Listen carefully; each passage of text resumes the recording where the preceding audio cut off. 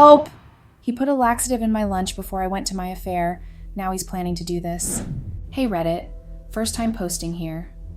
Though I've been lurking on this subreddit for a while, I never thought I'd actually be writing something myself. This is honestly my favorite subreddit. There's something about the stories and advice here that just keeps me coming back. I guess it's because I always felt like I could relate.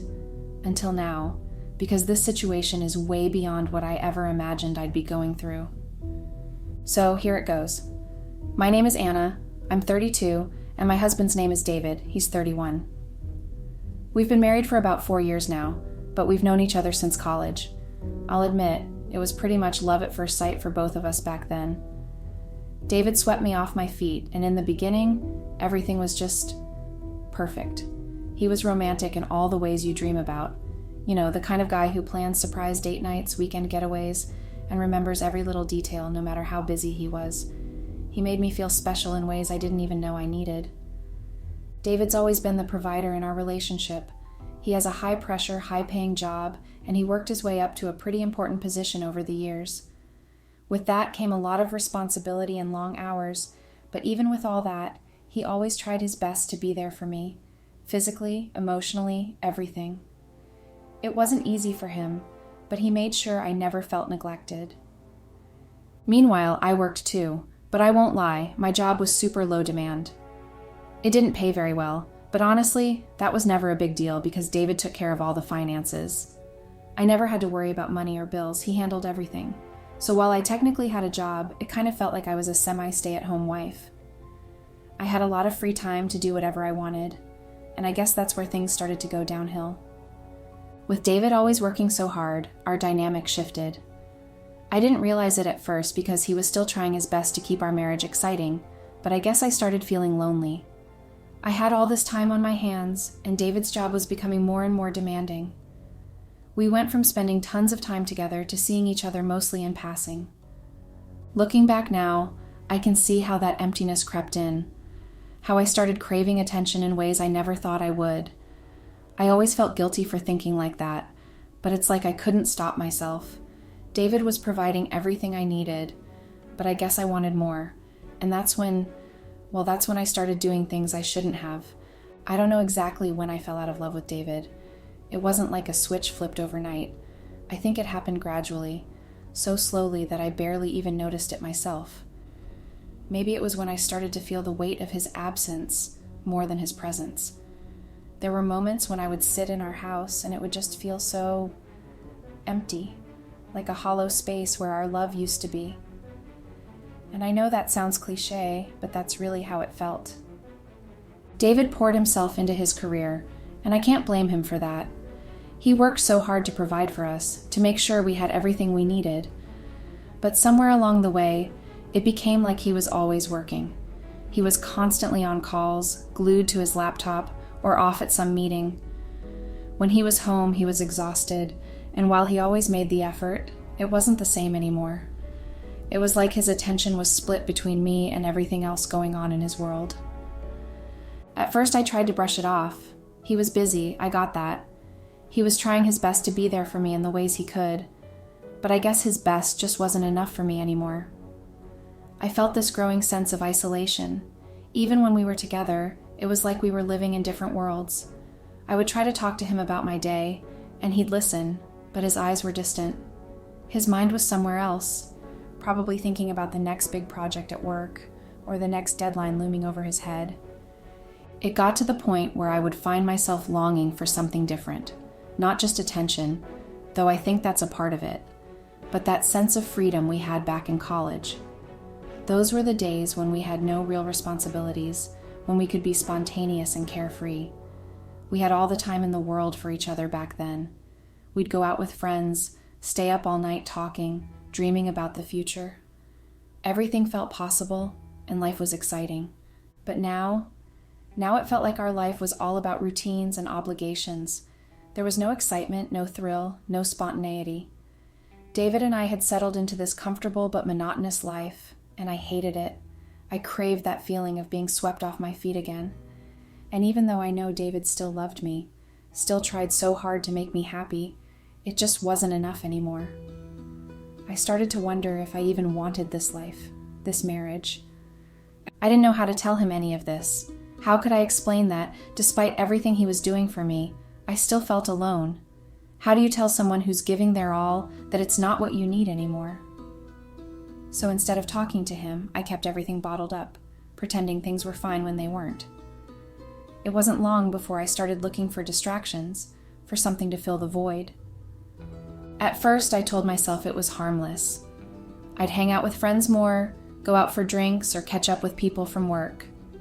But then, slowly, I started looking elsewhere for that excitement, that connection. It wasn't intentional. It never is, I guess.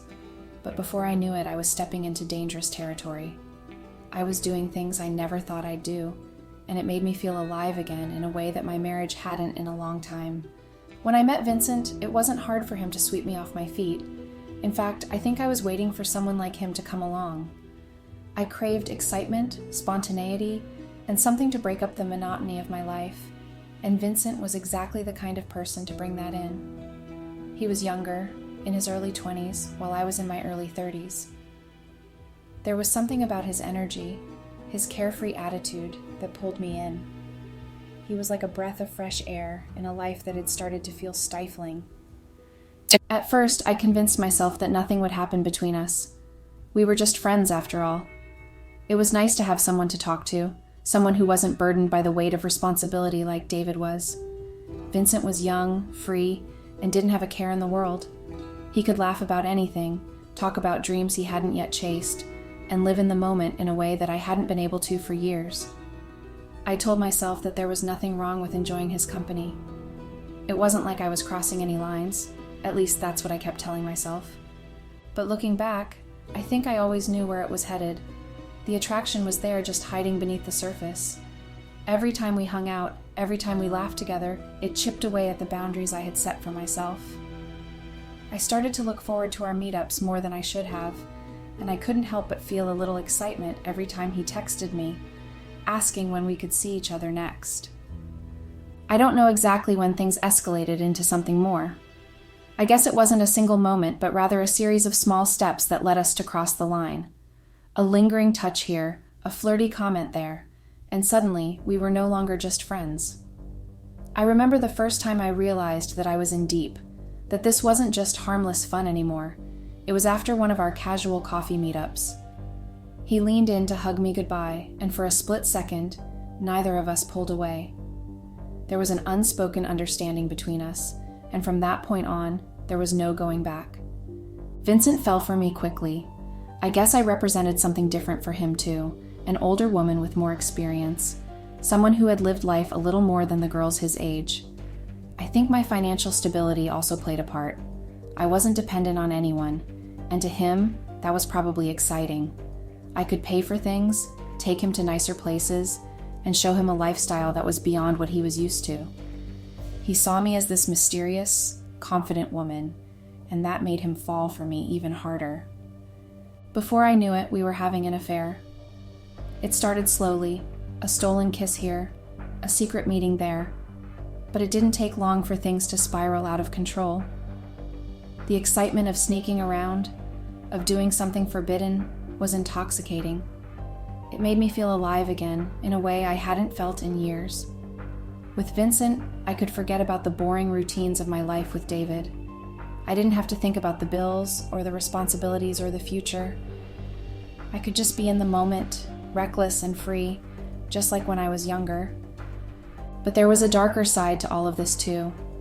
As much as I enjoyed my time with Vincent, I couldn't shake the guilt. Every time I went back home to David, it was like a weight settled on my chest. He had no idea what I was doing behind his back.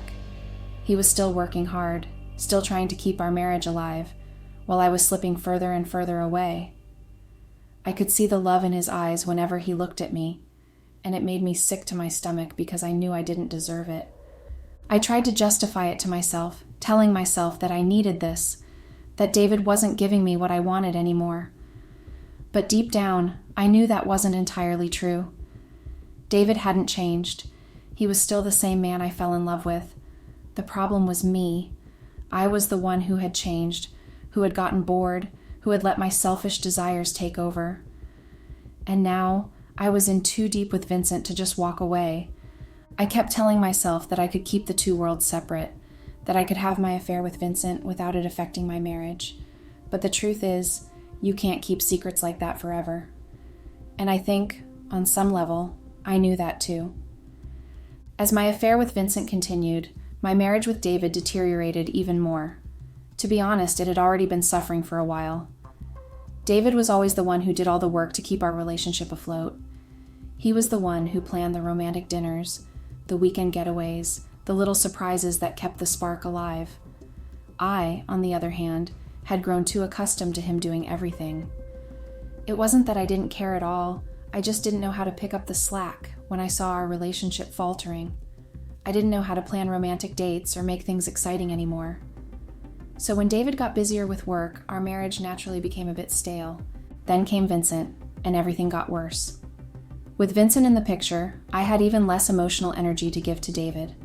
It was like all the love and affection I had left was being funneled into this secret relationship.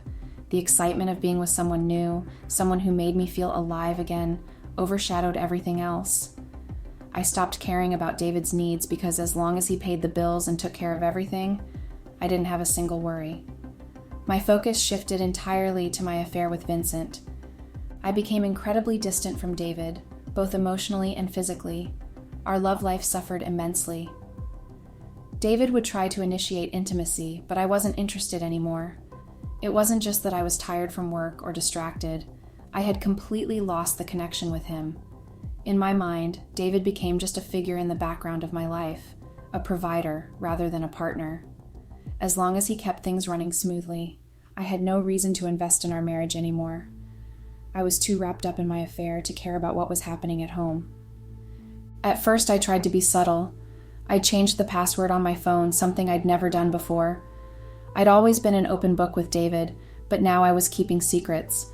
I started spending more time glued to my phone, constantly texting Vincent, laughing at his messages, and getting excited every time my phone buzzed. David noticed, of course, but I brushed it off, telling him I was just busy with work or talking to friends. He trusted me, and I relied on that trust to keep my secret safe. But over time, I became bolder. I guess that's what happens when you get away with something for long enough. You start to think you're invincible.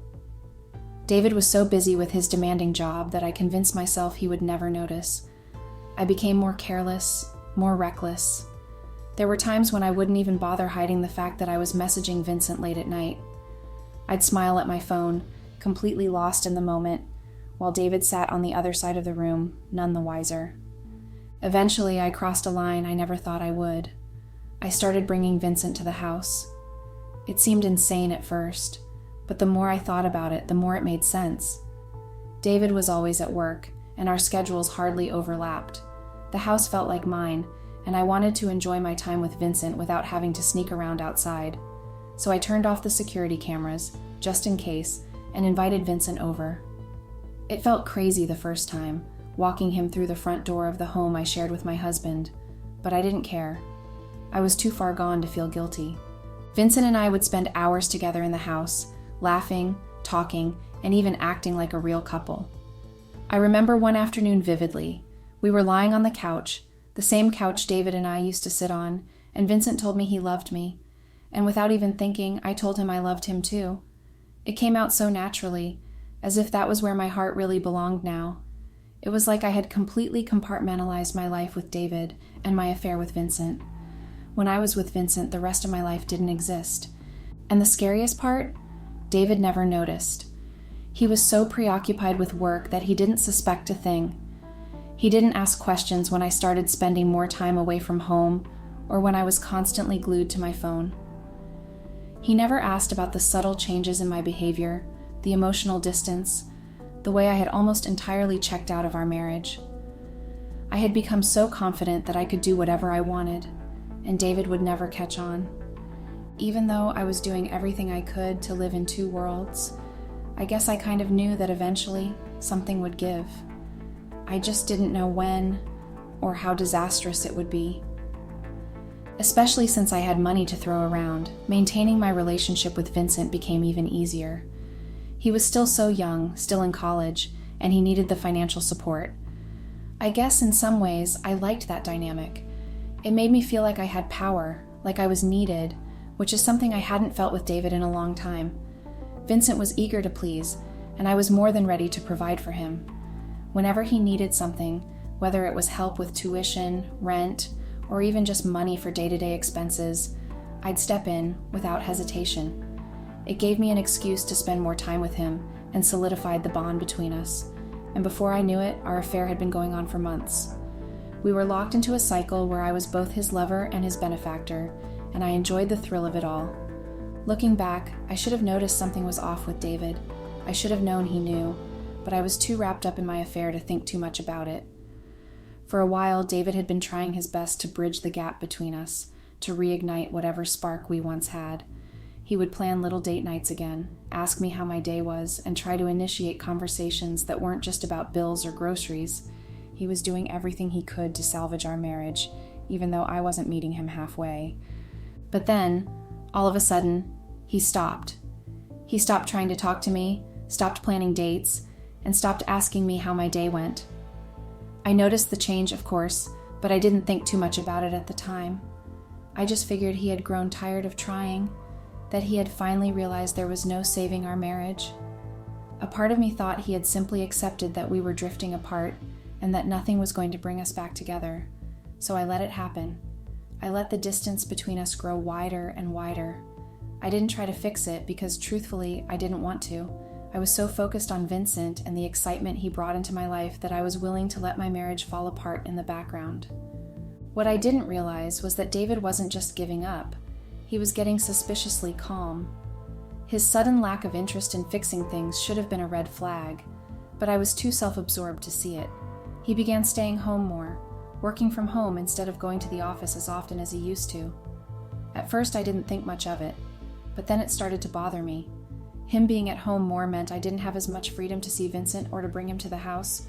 The walls were closing in and I began to feel trapped. I had gotten so used to sneaking around that the idea of not having the time or space to do it anymore made me paranoid and annoyed. With David home so much, I had to start getting creative.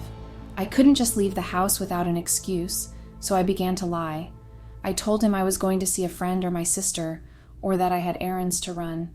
I even started saying I was going shopping when I had no intention of going anywhere near a store. Any excuse that worked, I would use. The goal was always the same: to leave the house without raising suspicion so I could either go see Vincent or spend time with him outside of the house. But the more I lied, the more I started to feel like I was walking on thin ice. David, however, never questioned me. He didn't seem interested in where I was going or what I was doing, which should have made me feel relieved, but it only made me more paranoid. His calmness unsettled me. Why wasn't he asking me questions? Why wasn't he curious about why I was leaving so often? It felt like he knew something but wasn't saying it, and that thought lingered in the back of my mind every time I walked out the door. Yet I pushed those feelings aside and convinced myself I was in control of the situation. I kept telling myself that everything would be fine, that I could keep up the charade for as long as I needed to. Well, that day began like any other, with excitement building because Vincent and I had planned to meet at his apartment. We hadn't seen each other for a few days due to his school commitments, and David being home more frequently. I was eager for the escape Vincent always brought. Just before I left, David offered me lunch he had made. I didn't think much of it. David had been surprisingly calm lately, so it didn't feel out of the ordinary. I told him I was heading to the mall for a self-care day, getting my nails done, buying skincare products. He accepted my excuse without hesitation, and I felt relieved, believing I had outsmarted him once again. I agreed to the lunch because David was a great cook, and as always, the food was delicious. But as I ate, I noticed something different. David was watching me closely. His eyes stayed on me a bit too long, but I brushed it off, thinking maybe he was just being attentive or trying to make an effort again. I didn't think twice. After lunch, I left for Vincent's place. I was ready for a relaxing afternoon with him. But as soon as I walked through his door, I felt something was wrong. A sharp rumbling in my stomach that I couldn't ignore. I chalked it up to maybe eating too fast or David adding too much seasoning, but the discomfort intensified quickly. I excused myself and made a mad dash to Vincent's bathroom. What was supposed to be a romantic rendezvous turned into a disaster. I was stuck in the bathroom, running back and forth, unable to control my stomach. I was mortified. My time with Vincent was completely ruined because I couldn't stop using the toilet. I never questioned what had happened, still thinking it was just bad food or a stomach bug. I reassured myself that I'd mention it to David later, but in that moment, all I could focus on was not embarrassing myself further in front of Vincent. Unfortunately, it was too late. I had humiliated myself beyond repair, and by the time I left, I was exhausted and embarrassed. I even had a small accident before I made it home. The driveway, everything fell apart. My belongings were piled on the porch, the door was locked, and the security code I had used for years no longer worked. My heart sank and code multiple times, but nothing worked. That's when it hit me. David had changed the code. I stood outside in disbelief, frantically trying to piece together what had happened. I grabbed my phone and called him, desperate for answers. When he confirmed that he had locked me out and told me to leave, I was frozen in shock. He knew about everything, about the affair, about Vincent, and he was done. The words stung. I was reeling, but my body still hadn't recovered from the laxatives, and I needed a bathroom more than ever. My panic grew as I realized I had nowhere to go. I gathered what I could and drove straight to Vincent's apartment, hoping he would let me stay. But when I arrived, he didn't open the door. When I finally got him to answer, he told me that he couldn't let me stay. He had a girlfriend, and I couldn't be there. It was like a punch to the gut. I hadn't known about the girlfriend, and now I was faced with yet another betrayal. But with my stomach in knots, I had no time to dwell on it. I was forced to drive to my parents' house, trying to hold myself together. When I arrived, I rushed inside and locked myself in the bathroom for the rest of the day. My parents were confused, asking questions, but I was too humiliated to explain. I sat there, overwhelmed by the sheer weight of what had happened. My affair, my marriage, my dignity, it all came crashing down in the most humiliating way possible. In a single day, I had lost everything. It's barely been a day since everything went down, and I'm still trying to wrap my head around it. Honestly, I don't even know why I'm posting here. I just need to vent, get some advice, and distract myself from this mess. My stomach is still in knots, not just from what I ate, but from all the shame I feel. I haven't talked to David yet because I'm so embarrassed. I can't believe I let things get this far. Every time I think about it, I feel heavier, like I'm carrying this huge weight on my shoulders. I keep replaying everything in my mind, the excitement of the affair, and now this crushing loneliness. I never thought I'd be in this position, feeling so lost and alone. My friends had no idea about my marriage problems. I could never bring myself to tell them about Vincent. I feel like I've let everyone down, including myself. I'm torn about what to do next. Should I reach out to David and apologize, even though I know it won't change anything? Or should I give it some time and hope he'll talk to me first? Just thinking about facing his hurt and disappointment makes me feel sick. Part of me wants to run away from it all, to escape the consequences of my choices. But I know I need to confront this. So here I am, posting on Reddit for the first time, hoping for some perspective or just a way to take my mind off things. I know I have to deal with this, but right now, I just need a moment to breathe. Any advice would really help. Update. Hey Reddit, wow, the comments on my last post hit hard. I've been reading through them, and some are really soul-crushing and hurtful. A lot of you judged me without knowing the whole story. I get that what I did was wrong, but I don't think anyone who hasn't been in my shoes really has the right to judge me. That said, I have a bit of an update, one that's just as crushing as the comments. I decided to reach out to David. Many of you suggested I leave him alone and just go for a divorce, saying I deserved it. I can't agree with that, but whatever. I wanted to apologize and see if there was any chance we could work things out, but he refused to talk. I wanted to meet him in person and plead my case, but he made it clear that if I showed up at his workplace or our home, he'd have security throw me out.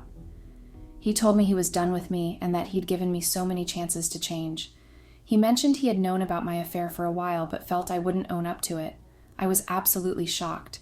If he knew, why didn't he say something earlier? Why let it drag on? I feel completely crushed. How does one person lose everything so quickly? I still haven't reached out to Vincent yet, but I will, and I plan to let him know exactly how I feel. Hearing from David that Vincent sold me out makes me sick. David told me he'd reached out to Vincent and that he had even set up cameras in Vincent's apartment. He said he has embarrassing videos of me, videos from that day I went over to see Vincent, including those moments in the bathroom. I'm horrified. I can't believe Vincent would do that to me. David didn't say what he planned to do with those videos. He just said, "We'll see." That uncertainty is eating me alive. I feel so lost and confused, and to be honest, I'm just feeling sick about the whole situation. I don't know where to go from here or what to do next. Any advice would be really appreciated. Update. Hey Reddit, just a quick mini update because I reached out to Vincent again. I've been calling him non-stop, but all I got from him was that I deserved everything that happened. He claimed that I was a liar and that David didn't deserve what I was doing to him. A liar? I can't shake the feeling that David must have offered him a lot of money to turn against me. Honestly, I guess we'll see how loyal Vincent is when that money runs out. Speaking of money, I'm still at my parents' house, and I know I can't stay here forever. If I stick around too long, I'll end up having to pay rent, which is just another layer of stress. My salary is barely enough to cover my own bills, let alone rent at my parents' place. Without David, I'd be completely stranded, and I really don't want that. David still won't talk to me, and he's ignoring all my texts. I'm left in the dark about what he plans to do with those videos he mentioned. It's incredibly frustrating. I feel a mix of hurt and rage. First, he laces my food with laxatives, and now I'm left wondering what else he has in store for me. The uncertainty is driving me crazy. At this point, I'm just trying to figure out my next steps. I know I have to confront this situation head on and find a way to fix things, but every option seems bleak. I feel lost and overwhelmed, and any advice would really help right now. Update. Hello, Reddit. Honestly, I've stopped reading the comments on my last post because I don't want to damage my mental health. I'm only posting here because it feels a bit like journaling, which I've come to appreciate during this chaotic time. It's been a couple of weeks since my last update, and a lot has happened, so I'll fill you in. First of all, I got served with divorce papers, and yes, I signed them. I'm done with David. He's shown himself to be heartless. He released those videos everywhere. I can't even begin to explain how embarrassing it is to have a video of myself in the restroom, farting, sweating, and just, having a rough time. Do you know how mortifying it is for every person I know to have seen that? It's absolutely crushing. And please don't tell me to go to the police. I can't, because I have no solid proof that David was the one who leaked them. So the divorce is official now. I can't stay with someone who would do something so cruel. Why would he betray me like this? The fallout has been severe. I lost my job because of this. Yes, you read that right. My video became the talk of the office, and I couldn't bear the humiliation of working with people who had seen me in that state. Even if I hadn't been fired, I would have quit. I can't work alongside people who have that footage on their phones. I'm currently looking for another job, but it's been tough. The job market is awful, and I suspect that some interviewers have seen those videos. It's a small town, and word travels fast. I'm even considering moving away because I can't handle the embarrassment anymore. The last thing I want is to come here and rant about my life only to get more judgment. I know some people will say I deserve this, but honestly, my life has turned upside down in ways I never imagined. Update. Hey Reddit, it's me again. Sorry for the silence lately. I've been focused on rebuilding my life, which feels like it collapsed in mere minutes, like a house of cards. In the couple of months since I last updated, I deleted the app, stepped away from Reddit, and sought free therapy to get my head straight. It's been a journey, and I want to share what's been going on. I feel like I owe you guys this one final update, even though you don't deserve it. It feels like this is the one last thing I need to do to close the chapter that is David, but I know I'll never ever close that chapter. I'll always regret it. First off, the divorce is finally finalized. Thanks, I guess? Sadly, I walked away with absolutely nothing. I was legally stranded. I expected at least a little something, but no, nada, zilch. We didn't have any premarital assets, which was a shock I discovered in the courtroom. David had bought the house with his money after we were married, and I thought that would count for something. But apparently, it didn't. I don't know what kind of strings he pulled or what trickery was at play, but he got to keep everything. I left that courthouse feeling empty, my entire life reduced to a few moments of legal jargon. After that, I plunged back into job searching, but nothing was panning out. I started hearing whispers that David might be poisoning the market against me, making it harder for me to find work. So I made the tough decision to leave town and start fresh somewhere else. It was a hard choice. There were nights I had to sleep in my car, when I felt the weight of my situation was pressing down on me, but I was determined to rebuild, and that's why I've been MIA. Thankfully, after moving to the next town over, I finally landed a job. It doesn't pay much, but it's enough to cover my bills and rent a tiny studio apartment. It's cramped, but it's mine, and I'm managing. I'm keeping my head above water, and I know I'll find my footing again. Even if David doesn't want me anymore, I'm determined to find someone who can help me get back on my feet financially. It's only a matter of time. As for the videos, you all suggested I report them to the police since they could be traced back to Vincent. I did. At first, they didn't take me seriously, but I insisted until they finally had to listen. They arrested Vincent, but to my shock, he wouldn't throw David under the bus. He claimed he didn't know about any cameras in his house, saying they must have been placed there by someone else. It was a ridiculous excuse, but for some reason the police bought it and let him go. I can only guess that David had a hand in that. So, no justice there. I'm relieved I left that town. The embarrassment is something I doubt will ever leave my mind. I think about David all the time. I miss him. It's crazy how things change so quickly. I wish I could turn back time. I feel like I've gone from a luxurious life to barely affording decent meals. I know now that I took a lot for granted, including David. I'm sorry for how everything went down. It's a hard lesson learned, and I'm still trying to figure out how to move forward.